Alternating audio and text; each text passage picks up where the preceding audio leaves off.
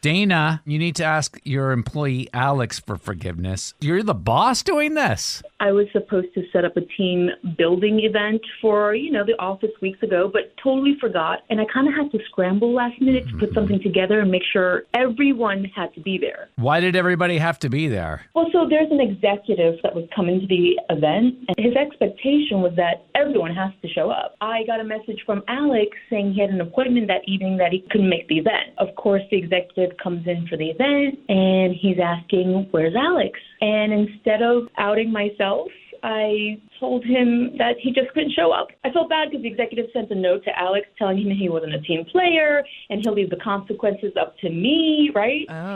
So now you're in charge of punishing the person that you threw under the bus? I mean, the consequences are up to you. You can kind of just let it slide. Yeah. Yeah, well, maybe Just come out of the office crying.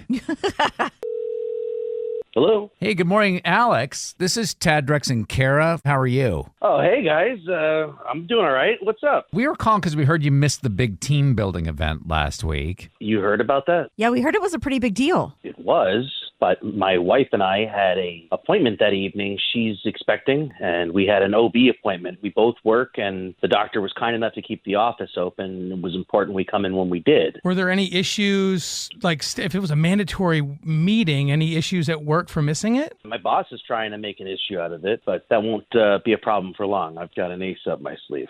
Your boss, Dana, is actually on the other line. I'm sure she's curious about this ace that you say you've got up your sleeve. She was calling us because she would be, yeah. She definitely would be. Alex, listen, I should have given you a better heads up about how important the event was. I'm totally shocked that you would put this on the radio, considering what I know. Yeah. You sure you want to do this here? What do you know? Let's just say all accounting has to do is connect the dots. Okay, let's not get into all that. Let's just let it die. I know how this stuff works. It'll be fine in a few weeks. Yeah, no, we would not have gotten into this in this format had you not rung up a radio station to do this publicly. I'm not going to let my name and reputation be tarnished at corporate just because you're embezzling money.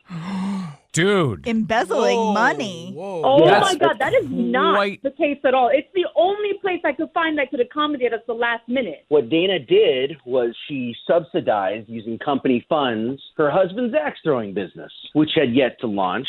And its grand opening was, surprise, surprise, our mandatory meeting. Not to mention, I've noticed the liquor license permit was recently paid. And I wonder where the cash from that came, given all the boo-hooing I've heard recently from you on a personal side about how money was so tight. How'd he pony up that cash? Ooh. Anything? Dana? We're done here.